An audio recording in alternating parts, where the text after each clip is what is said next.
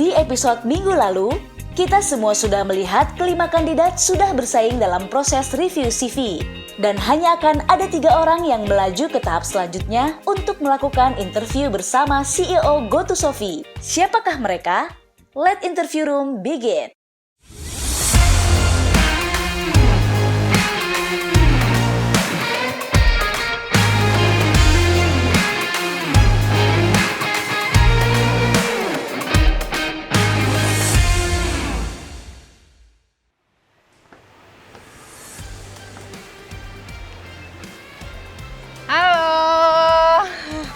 Gimana makan siangnya tadi?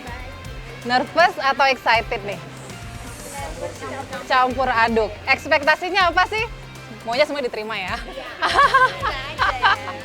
Oke, jadi tadi setelah kita interview, setelah kita review CV, akhirnya waktu yang ditunggu-tunggu sudah datang, guys.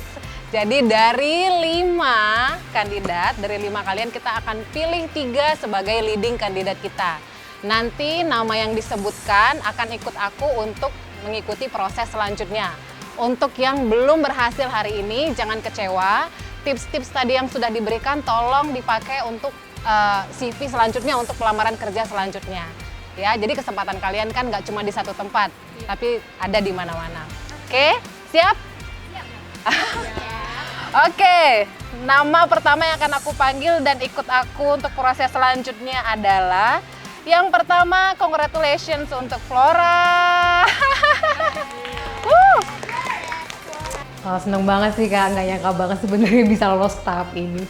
Kemudian, kedua, congratulations untuk Dea. Seneng banget yang jelas ya Kak, bersyukur karena bisa jadi salah satu dari 3 kandidat terbaik. Terus aku juga cukup nggak nyangka karena tadi aku merasa aku belum terlalu maksimal ketika CV review tadi. Last but not least, siapa ya? Last but not least ada Tata. Nggak nyangka sih, soalnya pas di atas itu wawancara di atas saya kurang maksimal, tapi ternyata lolos juga ke tahap selanjutnya. Oke, untuk yang lainnya terima kasih banyak untuk waktunya hari ini. Mudah-mudahan kita bisa ketemu lagi di lain kesempatan. Aku agak sedikit kecewa sih, karena belum bisa lolos bareng teman-teman yang lain. Kalau aku sih tetap semangat aja ya, karena kan lolos itu kan nggak semuanya bisa lolos, pasti kan ada beberapa yang terbaik gitu. Nah kalau dari aku sendiri sih, yang bikin aku nggak lolos tuh dari bentuk CV aku tuh masih kurang banget ternyata, dan aku baru menyadari banget kalau ternyata tuh CV tuh sepenting itu. Penting banget, dan nanti aku ingin memperbaiki CV aku biar jadi lebih bagus lagi, biar lebih efektif lagi dan bisa diterima sama HR. Aku bakal memperbaiki CV sama memperbanyak pengalaman di bidang yang terkait sih Kak.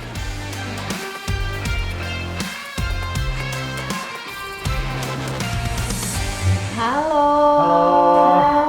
Semuanya. Waalaikumsalam. Gimana nih? Kayaknya udah lebih tenang ya karena udah melewati masa-masa tersulit. Ya, tapi again selamat, congratulations karena apapun itu kalian sudah terpilih dari segitu banyak kandidat, akhirnya kalian bisa berdiri di sini di depan kita ya. Jadi untuk proses selanjutnya nanti kita akan memberikan beberapa pertanyaan mungkin yang lebih horor ya, lebih teknikal tapi tetap aja santai. Oke, gitu ya Mbak ya. Oke, sebelumnya kita perkenalkan dulu ya. Ini ada Pak Dwi Suko, biasanya kita manggilnya Pak Andi sebagai CEO kita dan founder kita yang ada di GoToSofi. Oke, untuk pertanyaan pertama ya, apa sih kelemahan dan kelebihan kamu?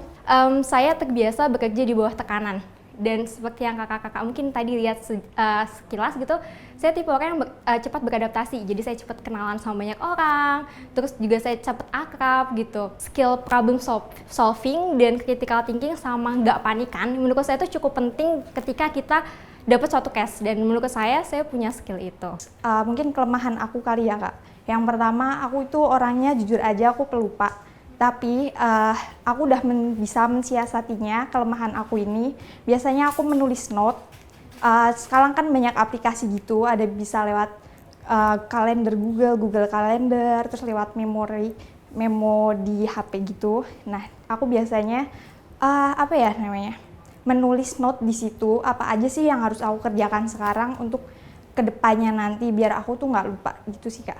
Flora, customer atau klien itu kan macam-macam ya. Bisa jadi netizen, orang-orang yang jadi followers kita, atau memang klien yang collab dengan kita. Nah, coba ceritakan pengalaman terfavorit kamu yang berhubungan dengan engagement kamu dengan si customer ini. Kalau engagement itu biasanya yang favorit buat saya itu kalau misalnya mereka udah komen-komen positif, terus kayak ngasih feedback gitu-gitu sih.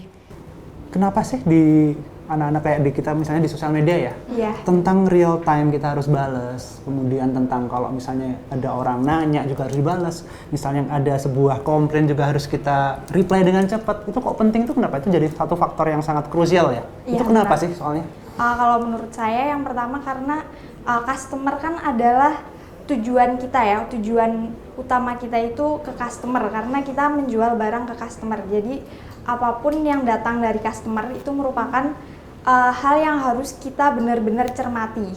Karena misal ada customer komplain berarti itu akan membuat perusahaan kita menjadi lebih maju lagi dengan permasalahan yang mereka bawa. Nanti kita bisa mencari solusinya dari permasalahan yang mereka bawa sehingga perusahaan kita bisa memenuhi ekspektasi mereka gitu. Jujur ya, tadi tuh bener-bener deg-degan banget soalnya langsung kan yang interview 3 orang terus kita semua di depan berdiri gitu terus suruh cepet-cepetan jawab kayak oh my god. Kenapa sih kemampuan bercerita ini penting? Dan saya juga mau nanya, kira-kira kemampuan bercerita itu apa aja sih sebenarnya yang diperlukan oleh seorang sosial media spesialis ya? Oke. Kalau menurut saya kenapa kemampuan bercerita itu penting karena sejauh ini saya mengamati dan saya pelajari salah satu hal yang gampang membuat viral di dunia sosial media itu ada dengan kita menjual cerita. Kayak misalkan dari kakak-kakak di sini ketemu orang pengemis gitu, terus ada yang iseng gitu ya nge-story gitu, dia menceritakan ini dekat pengemis segala macem, itu dia istilahnya menjual cerita dan itu langsung go viral karena emang mungkin mengundang simpati gitu ya. Jadi kalau menurut aku kenapa kita menjual cerita itu penting, kenapa copywriting penting, karena copywriting itu bisa mempengaruhi pola pikir seseorang. Kalau menurut Mbak Flora nih ya, Ya. konten atau desain yang bagus itu kayak gimana sih sebenarnya? Yang sebenarnya simple tapi bisa bikin orang tuh langsung ke track liatnya. Jadi kayak misalnya kalau kita jual produk itu orang-orang kayak ke engage, wah gue pengen beli nih gitu. Dari situ kayak ya udah, that's how good design is kalau menurut saya. Oke, saya suka dengan kata-kata engagement. Saya mau nanya, berapa persen sih? Ini technical ya, tapi semoga kamu ngerti. Ini akan poin plus ya. Berapa persen sih kira-kira kalau orang ngelihat sampai bisa klik atau komen atau berapapun, kok kamu tahu kira-kira berapa? Yang dinilai bagus. Menurut kamu kira-kira berapa ya? Nggak ada yang salah, nggak ada yang benar, mungkin saya butuh ini kamu. Kalau dari kata engagement tadi ya, silakan. Maybe lebih dari 50%. 50% itu bagus ya. Di tahapan selanjutnya, kita akan lebih mengenal 3 kandidat ini untuk mengeluarkan potensi mereka ketika dihadapkan oleh sebuah tantangan. Aku kasih kamu waktu 2 menit untuk bercerita tentang inovasi. Jadi mungkin aku sebagai sosial media yang berhubungan langsung dengan para klien yang menjualkan produk untuk para klien, mungkin di sini kata kunci inovasi ini sangat penting ya untuk sebuah perusahaan untuk memasarkan produknya. Karena menurut aku kalau misal perusahaan hanya menjual dengan pola yang begitu saja, pola yang rutinitas seperti itu, maka pembeli pun akan boring dengan tidak adanya inovasi itu. Nah, disinilah inovasi itu bisa dimunculkan. Apa yang harus dilakukan dahulu oleh seorang sosial media spesialis biar nggak keluar dari brand? Karena brand menurut saya adalah cenderung lebih ke, kalau kita tuh kayak karakter gitu ya. Gimana biar nggak keluar dari real itu? Kalau menurut saya untuk supaya kita tidak keluar dari brand itu adalah mempertahankan karakteristik yang kita punya. Jadi kita misalnya jual sesuatu, ya kita tetap konsisten sama yang dari awal kita jual. Jadi kayak ya citra yang kita bangun sama pelanggan itu harus tetap dipertahankan sih. Kalau menurut saya seperti itu. Mbak Dia, menurut kamu itu sosial media, misalnya kita kan jualan produk ya Mbak ya. Menurut kamu sosial media untuk di feeds Instagram itu agar si customer itu tertarik sama kita tuh satu hal itu harus yang seperti apa sih? Oke, kalau menurut aku sendiri itu tergantung konten pilar ya Kak. Jadi kalau dalam buat feeds IG itu ada yang namanya konten pilar. Di konten pilar itu kita punya porsi masing-masing. Jadi dalam satu minggu kita bisa menempatkan mungkin kayak produk kita yang estetik, yang kayak bener-bener menarik banget nih fotonya. Tapi foto doang, foto produknya doang. Mungkin nanti bakal ada lagi konten di next day yang mungkin ada modelnya yang cantik, yang mungkin visualnya bagus, yang menarik mata gitu ya. Terus nanti ada lagi konten yang mungkin meme, kayak meme ada yang pakai tas atau ada meme apa gitu yang menarik gitu. Dan mungkin juga ada konten edukasi, gimana sih cara memilih warna tas yang bagus untuk di hari Senin atau di hari yang musim hujan misalkan. Kayak gitu. Jadi itu memang kalau menurut aku feeds yang bagus itu tergantung konten pilarnya, dan konten pilarnya itu nanti bisa kita susun sendiri seperti yang kayak tadi yang kayak ada bagian ada visualnya, terus juga nanti ada yang ada modelnya, terus segala macem gitu.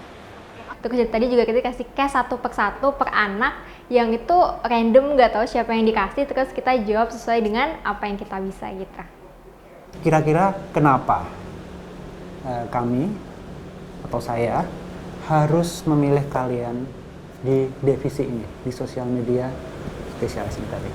Pertama karena tadi saya udah punya bekal yang cukup matang. Mungkin kalau orang banyak yang belajarnya masih ngawang-ngawang gitu, aku udah ikut banyak kelas dan menurut aku dapetin sertifikat tuh nggak mudah karena kita harus ikutin berbulan-bulan training sama mereka, terus ngisi soal ujian segala macam, dan menurutku aku punya ilmunya gitu situ. Terus kedua bisa dilihat dari pembuktian baik di Instagram, TikTok maupun platform yang aku build. Di situ ada kayak semacam portofolio dan bukti kalau emang skill aku itu ada gitu. Dan aku harap pengalaman yang aku punya ini dan hobi aku sebagai content creator khususnya di bidang lifestyle, di mana hal itu cocok dengan Goto Shopee gitu yang bergerak di bidang lifestyle juga. Menurut aku semoga pengalaman aku dan segala sertifikasi yang aku punya mungkin bisa lebih jauh dimanfaatkan untuk Goto Shopee begitu. Sebelumnya aku udah punya pengalaman di beberapa tempat kerja langsung, jadi mungkin aku teori dan prakteknya saya udah punya bekalnya, jadi untuk bekerja secara real time mungkin saya sudah bisa lebih memposisikan diri di Goto Shopee ini. Terus selain itu saya juga mempunyai tujuan yang sama dengan Goto Shopee, yaitu di bidang fashion. Saya senang juga di bidang fashion, mungkin aku bisa memberikan ide-ide untuk Goto Shopee ke depannya biar Goto Shopee nanti ini bisa maju bareng aku gitu. Karena saya sudah mempunyai pengalaman untuk bekerja di bidang sosial media dan khususnya untuk copywriting, untuk membuat caption, saya percaya dengan pengalaman itu saya bisa mengembangkan diri saya untuk belajar untuk lebih engaging followers dan juga menarik perhatian customer untuk membeli produk Goto Shopee. Lalu di Goto Shopee saya berharap saya bisa terus belajar untuk mengembangkan diri saya dengan baik. Begitu. Oke. Baik, terima kasih. Terima kasih teman-teman untuk jawabannya bagus-bagus, dan terima kasih untuk waktunya. Kayaknya sekarang kita mau diskusi dulu nih, dan kita akan mendesain ya siapa kandidat terbaik untuk interview room kali ini. Sebelum kita lanjut, inilah pemenang terpilih yang berhasil menjawab pertanyaan di episode sebelumnya dengan tepat. Kalian berhak mendapatkan 300.000 saldo e-wallet untuk 3 orang pemenang. Selamat buat para pemenang, dan buat yang belum beruntung, tunggu sesi kuis selanjutnya ya. Oke. Gimana ini? Gimana nih 3 orang? 3 orang. 3 kandidat. Atta, Dea, Flora. Oke, kalau dari saya, tapi aku pengen dengar sih. Kalau yang di sebelah secara teknikal, aku suka yang tengah. Oke. Tapi si karakternya yang kayak api ya, dia cepet. Itu ada bagusnya, ada jeleknya juga. Misalnya ada kurangnya juga. Kurangnya biasanya lebih ke analitis dan segala macam. Kan di sebelah sana analitis. Kalau yang di sebelah kiri sepertinya agak apa ya? Mungkin bukan, dia hati-hati sekali. Menurut saya lebih ke karakter yang sangat hati-hati sekali. Kalau aku sih reference antara dua tengah ini. Mungkin aku dapat pendapat dari kalian berdua, boleh? Menurut aku minusnya untuk Dea adalah in term of personality, dia terlalu self-center, dan kalau dia bekerja dalam tim akan susah karena dia adalah attractionnya. Kalau misalnya Tata mungkin technical dia nggak sebagus Dea, tapi ya technical kita bisa ajarin ya. Tapi kalau personality menurut aku dia lebih oke. Itu sih. Kalau ini dia anaknya kurang anak sosial media gitu, kurang greget gitu. HP-nya kurang gitu ya. Itu sih menurut aku. Kalau Mbak Dia ini cocoknya jadi sales ya, kayaknya ya, kayak gitu. Walaupun untuk secara skill itu sudah oke sih, apalagi dia udah banyak ikut workshop, pelatihan dan yang lain-lain gitu.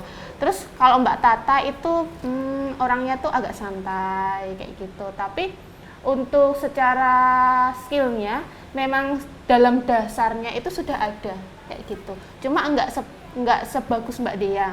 Bisa untuk kerja sama tim karena secara tadi dia penyampaian dan yang lain-lain dia lumayan santai dan tahu bahwa ketika ada problem dia problem solvingnya seperti apa. Ya, perbandingannya kira-kira ketika di lapangan nantinya, siapa yang kira-kira akan bisa ngeluarin secara ininya ya, dalam arti kemampuan untuk timnya.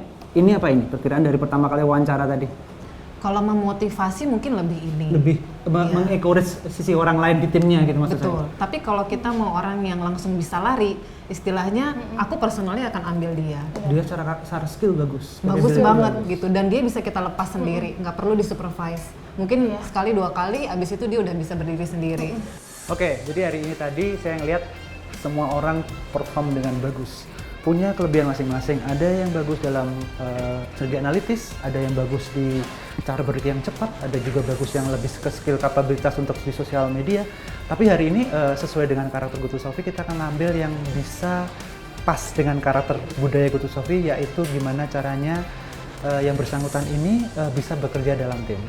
Dan kita udah punya satu yang benar-benar mungkin pas ya bisa kita masukkan dalam tim, dan kita lihat nanti hasilnya. Silakan masuk. Silakan masuk. Akhirnya. Oke. Tadi kita sudah review juga feedback dari teman-teman, Mbak Tata sama Mbak siapa? Flora sama Mbak Dea. Oke. Nah, kali ini kita bakal ngumumin siapa kandidat terbaik yang terpilih di antara kita bertiga, kayak gitu. Siapakah dia? Siapa? Oke, boleh aku hitung ya?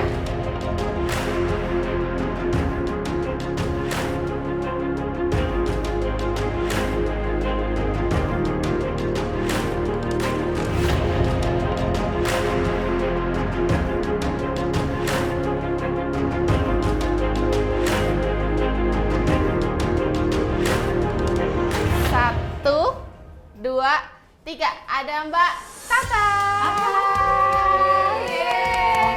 Silakan ke sini. Jujur nggak nyangka pertama ya, soalnya dari awal aku kayak deg-degan banget, terus aku nervous, kebanyakan nervous, terus jawabnya juga menurut aku udah semaksimal aku, tapi mungkin menurut aku juga masih kurang maksimal ya karena nervousnya itu. Terus apalagi teman-teman aku yang lain tuh juga keren-keren banget juga. Terus pokoknya makasih deh buat semuanya yang udah terlibat di acara ini. Aku nggak nyangka banget bisa dapet penghargaan ini, nggak nyangka banget bisa jadi sejauh ini di hari ini juga. Pokoknya kita semua keren. Sebenarnya sih agak kecewa dikit, tapi nggak apa-apa sih Kak, karena itu ya sebagai pelajaran untuk aku ke depannya supaya nantinya bisa lebih baik lagi sih. Sayang sekali aku belum bisa jadi salah satu pemenangnya. Mungkin memang banyak banget yang harus aku perbaiki, mulai dari CV, cara interview, mungkin body language aku juga, cara menjawab pertanyaan. Jadi kalau dibilang kecewa sih aku merasa aku cukup kecewa, tapi sekali lagi aku tetap bersyukur aku bisa menempuh semua ini sampai tahap ke ini. Mungkin rencana ke depan ya mengembangkan skill yang udah aku dapat, pengalaman aku selama ini dengan mungkin mengikuti online course, dan aku melanjutkan yang online course kemarin itu benar-benar bekal yang sangat bagus sih, seperti yang udah pengalamannya dia. Online course tuh beneran ngebantu sih, jadi aku pengen explore di situ juga. Menurut aku dari ketiga kandidat ini semuanya punya potensi ya. Tapi ketika kita sedang menghadapi user, ada baiknya kalau misalnya kita melakukan research dan kita melakukan beberapa preparation supaya kita lebih tenang, supaya kita tahu apa yang harus kita katakan ketika kita menjawab pertanyaan dan lebih berantisipasi. Ya, nggak ada salahnya juga kita research beberapa pertanyaan-pertanyaan contoh yang bisa kita pakai nantinya untuk latihan. Itu aja sih, yang penting tetap tenang, percaya diri, dan jangan kelihatan arogan di depan user. Persaingan masih akan berlanjut. Posisi apa lagi nih yang teman-teman inginkan untuk interview room di episode selanjutnya? Tulis di kolom komentar ya. Tonton terus interview room. Jangan lupa subscribe dan nyalakan lonceng untuk tahu update episode lainnya.